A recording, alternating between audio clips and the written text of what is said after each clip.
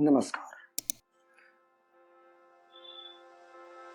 आज हम नवम भाव की बात करेंगे कि यदि लग्नेश नवम भाव में स्थित हो तो क्या फल हमें प्राप्त होंगे। लग्न, पंचम और नवम ये धर्म त्रिकोण भाव कहलाते हैं। इनका संबंध धर्म से है। नवम भाव धर्म भाव है। इसे हम वर्तमान जन्म का भाग्य भाव भी कहते हैं। ये पिता का भाव भी है, पूर्वजों का भाव भी यही है और आगामी जन्म का भाव भी यही है। अब यदि लग्नेश जो स्वयं एक धर्म त्रिकोण का स्वामी है, यदि एक धर्म त्रिकोण का स्वामी दूसरे धर्म त्रिकोण में स्थित होगा तो हमें क्या परिणाम प्राप्त होंगे। यदि लग्नेश यहां पर नवम भाव में बलवान स्थिति में है तो ऐसा व्यक्ति एक धार्मिक व्यक्ति होता है। उसका रुझान पूजा पाठ, मंत्र आदि की ओर होता है। यह एक स्वाभाविक गुण। दूसरी बात, चूंकि यह पिता का स्थान है तो ऐसा व्यक्ति अपने पिता से बहुत प्रेम करता है, अपने पिता को गुरु के सदृश मानता है, गुरु के समान मानता है, क्योंकि यह नवम भाव गुरु भाव भी है, गुरु का स्थान भी यही है। ऐसा व्यक्ति जन्म से ही भाग्यशाली होता है। लग्नेश का नवम भाव में स्थित होना यह भी दर्शाता है कि व्यक्ति का आगामी जन्म से बहुत गहरा संबंध है। अब व्यक्ति का आगामी जन्म से बहुत गहरे संबंध का अर्थ क्या है, क्योंकि प्रत्येक व्यक्ति को इस जन्म से अगले जन्म में तो जाना ही है। तो उसका अर्थ यह है कि हमारी आत्मा पंचम भाव से प्रवेश करती है और लग्न में आती है। लग्न से दशम भाव से होते हुए और नवम भाव से ये आत्मा फिर इस शरीर से प्रयाण कर जाती है। तो यदि लग्नेश नवम भाव में स्थित है तो इसका अर्थ यह है कि इस जन्म और आगामी जन्म के बीच में कोई गैपिंग नहीं आएगी।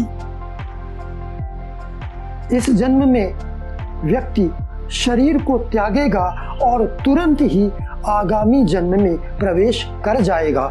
इसका ये अर्थ है।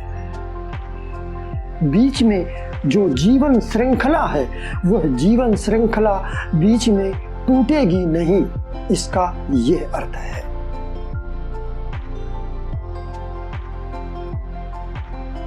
लग्नेश यदि नवम भाव में स्थित है, चूंकि वो भाग्य भाव है और ये लग्न दोनों ही शुभ भाव हैं, दोनों ही त्रिकोण भाव हैं, तो ऐसे व्यक्ति के पास चूंकि स्वतः ये भाग्यवान होता है तो सब कुछ ऐसा होता है, लेकिन ऐसा जरूरी नहीं है।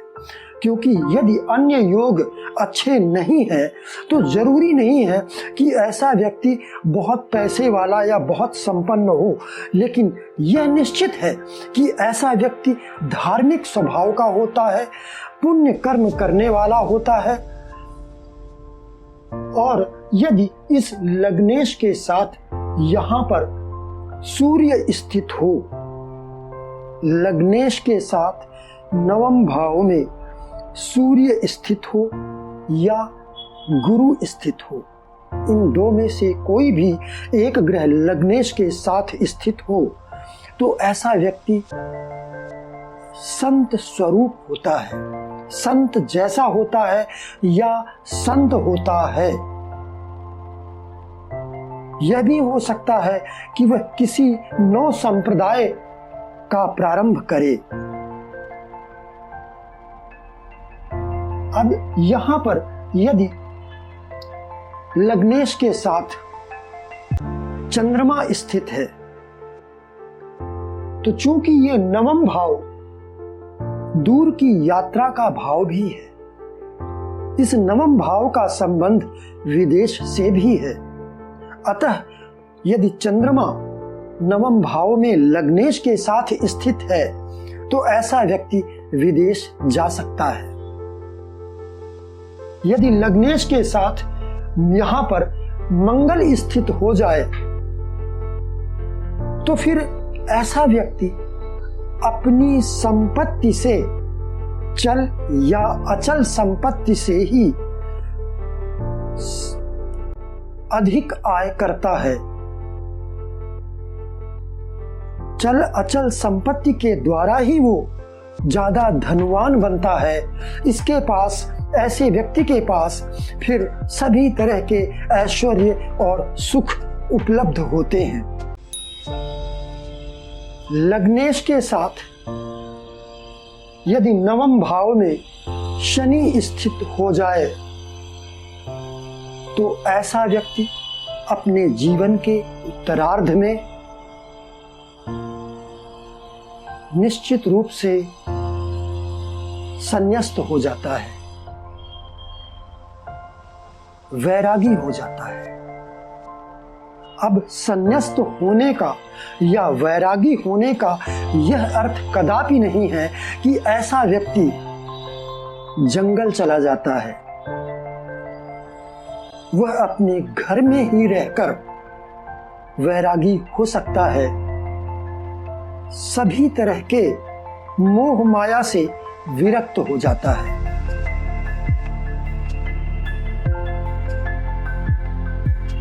यदि लग्नेश के साथ यहां पर केतु स्थित हो तो यह इस बात की सूचना है कि व्यक्ति के अब ज्यादा जन्म नहीं बचे हैं, केवल 1 या 2 जन्म ही बचे हैं। यह कहना कि उसे मोक्ष प्राप्त हो जाएगा, कुंडली के अन्य ग्रह स्थितियों को देखे बिना यह कहना ठीक नहीं होगा। लेकिन यह केतु यदि लग्नेश के साथ नवम भाव में स्थित है तो यह मोक्ष का कारक होता है, परंतु अन्य ग्रह स्थितियों को भी देखना आवश्यक है। इसलिए मैंने कहा है कि ऐसे व्यक्ति के 1 या 2 ही जन्म शेष बचते हैं। अब यहां पर यह जरूरी नहीं है कि केतु ही स्थित हो। यहां यदि लग्नेश के साथ राहु भी स्थित हो गया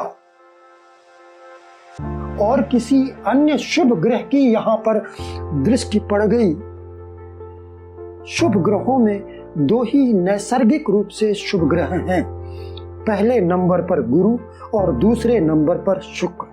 तो यदि इन 2 में से किसी की दृष्टि पड़ गई तो उस व्यक्ति के भी 1 या 2 ही जन्म बचते हैं, वह मोक्ष की ओर अग्रसर हो जाता है। तो लग्नेश का नवम भाव में स्थित होने का मैंने ये अर्थ बताए हैं। ऐसा व्यक्ति अपने जीवन में देवालय निर्माण भी करवाता है या देव प्रतिष्ठा करवाता है या यात्रियों के लिए विश्रामालय बनवाता है या यात्रियों के लिए, साधु संतों के लिए जलाशय अथवा पानी की व्यवस्था करवाता है। तो आज के लिए बस इतना ही। अब अगले वीडियो में आप देखेंगे कि लग्नेश का 10वें स्थान में स्थित होने का क्या परिणाम होता है। 10वां स्थान हमारे कर्म का स्थान है। 10वां स्थान सर्वाधिक महत्वपूर्ण और शुभ स्थान है। ये वास्तव में एक कर्म स्थान है।